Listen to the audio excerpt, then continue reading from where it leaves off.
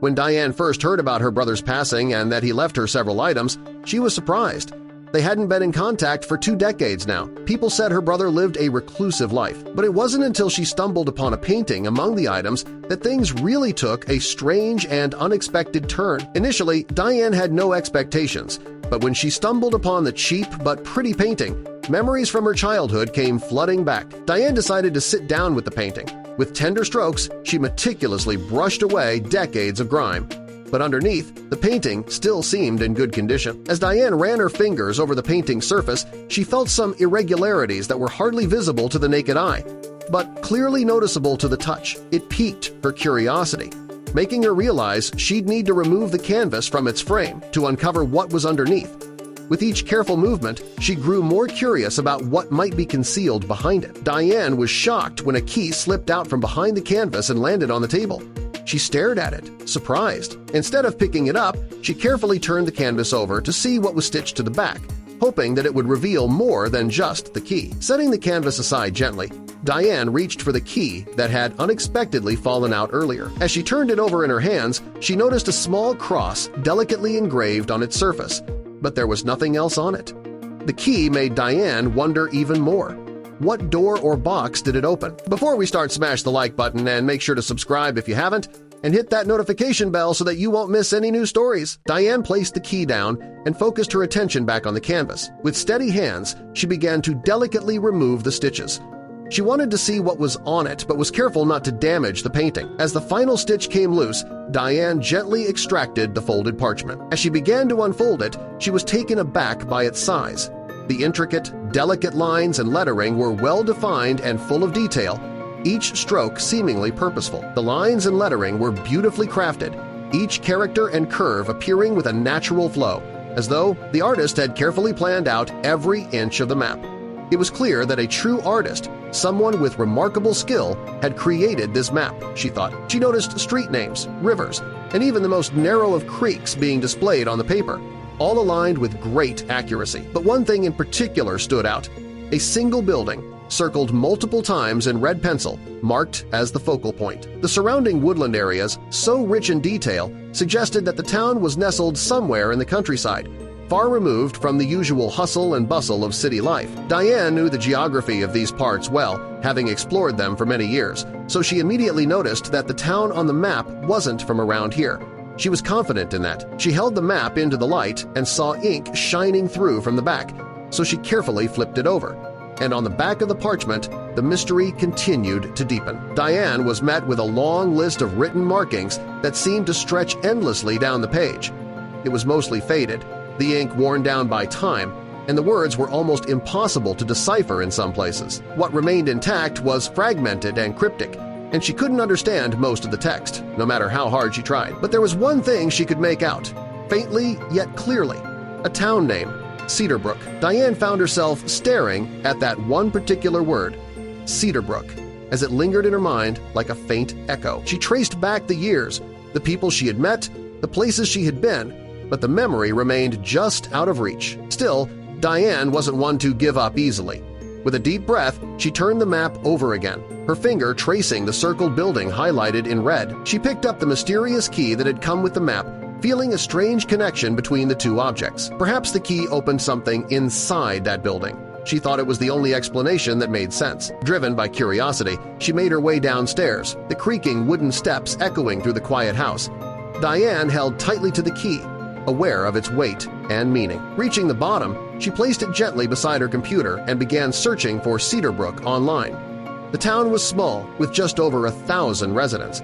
Most of what she found was ordinary local shops, a few landmarks, and a garage. Then, something caught her attention. Among the pictures was a church that looked strikingly familiar, the same one from her painting. In her artwork, however, the church stood alone in the woods, far from civilization. But in the photo, it was surrounded by several buildings that didn't exist in her version. The resemblance was undeniable. The key must be linked to that church somehow. She quickly searched for the church's location and was astonished to find it was only a 45-minute drive from her workshop. Without hesitation, she canceled her plans for the day and set out, her heart pounding with excitement. When she finally reached Cedarbrook, Diane's eyes locked on the church's towering spires rising above the rooftops. The sight sent a shiver through her. She parked across the street, took a deep breath, and stepped out. The church stood tall and imposing, its wooden doors darkened with age. The massive door opened effortlessly with a soft creak, as though expecting her arrival. She hesitated for a moment, then stepped inside. The vast emptiness of the hall enveloped her. Her heart pounded as she took a few cautious steps forward, her eyes scanning the surroundings. After a brief moment, a door at the back of the church opened, and a pastor entered, his robe flowing behind him. He introduced himself calmly, his voice carrying quiet authority, and asked if Diane needed help. She introduced herself, explaining she was researching the church's history. But the moment she said her name, his expression changed, his eyes widened, and his composure slipped. Something about her name had startled him. For a moment, they stood in silence, confusion hanging thick in the air. Diane could sense the tension. "What's wrong, Pastor?" she asked, her voice uncertain. He didn't answer directly. Instead, he said quietly, "Come along," and turned to walk away. The pastor guided her into a vast back room with high ceilings and walls completely covered in paintings. The sheer number of artworks took her breath away, but the pastor's focus was on one in particular, the largest painting on the far wall. He gestured toward it with a solemn smile. "This painting represents the founder of this church," he said softly. Diane stepped closer, intrigued, though unsure why it mattered. Then she noticed the small brass nameplate beneath the frame. As she leaned in to read it, her pulse quickened. The name engraved there bore her own last name, Lombard. She froze. Her surname was rare, one she had never seen outside her own family. What were the odds that the church's founder shared it? Her mind raced as she turned to the pastor. Before she could ask, he gave her a knowing look. "The founder," he said quietly, "was your ancestor." Diane felt her heart skip. The words seemed impossible, yet something deep inside her stirred as if a hidden truth had just surfaced. "How do you know?" she asked, her voice trembling. Instead of answering, the pastor pointed toward her hand. Diane looked down at the old key she had been clutching all along. The metal felt heavier now, its significance undeniable. She told him how she had found the key and the map hidden behind an old painting. The pastor's face softened in realization. "If you received that painting," he said reverently, "it means you were meant to have it." He explained that the founder, her ancestor, had likely painted it himself. Without speaking, she opened her palm and handed the key to the pastor. Gripping its sides, he pulled it aside to reveal a small iron door hidden behind it. Diane's breath caught. "What's behind it?" she asked quietly, awe and fear mingling in her voice. The pastor didn't answer right away. His gaze lingered on the door as if it held a memory. The ancient door opened easily, revealing a dark void beyond. As they descended a narrow staircase, the temperature dropped and the air grew heavier. After what felt like an eternity, they reached the bottom. The floor was made of cold concrete, and the stone walls bore the marks of age and neglect. But in the center of the room stood a single object, a large wooden chest, beautifully carved and covered in intricate symbols. The pastor watched her silently for a moment before speaking. He told her about the old rumors, tales whispered through generations about treasure hidden beneath the church. Some believed it was gold. Others thought it was something far more sacred. Together, they stepped closer. They took deep breaths and lifted the heavy lid. There was no gold, no jewels, only a neatly arranged collection of paintings, carefully preserved through the ages. Diane's eyes widened. Each canvas glowed softly under the candlelight, revealing vivid colors and exquisite detail. The pastor gently lifted one and held it up. "This one," he said, "shows the old mill near the river." Diane leaned closer, noticing that each painting depicted a landmark in Cedarbrook places that had shaped the town's early history. Some of these buildings still stood, though altered by time. Others had long vanished.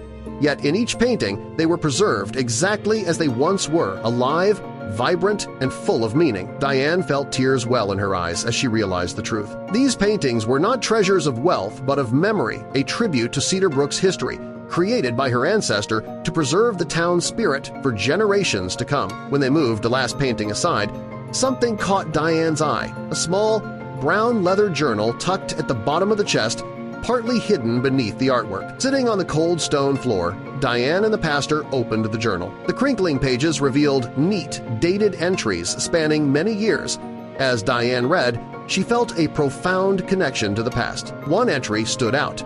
The founder had written that whoever discovered the chest would be worthy of inheriting the church's most precious possessions. The paintings were meant to be shared with the world, inspiring and honoring the community. News of the discovery spread quickly through Cedarbrook and beyond.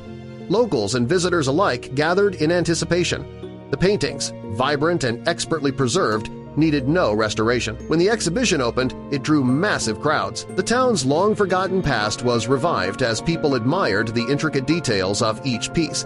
The exhibit soon became a cultural landmark, rekindling pride in Cedarbrook's traditions. Within months, the gallery was a major attraction. Local and national media covered the story, celebrating the rediscovery that had breathed new life into the town. Soon, Diane became a local celebrity. Her connection to the church's founder fascinated reporters, but she remained humble, focusing on preservation rather than fame. 1 year after the discovery, the church held a grand anniversary celebration. The townspeople gathered to honor the exhibition's success. Standing before the church, Diane felt immense gratitude. The paintings, the journal, and the community's renewed spirit had changed her life forever, and the legacy of Cedarbrook would continue to inspire generations to come.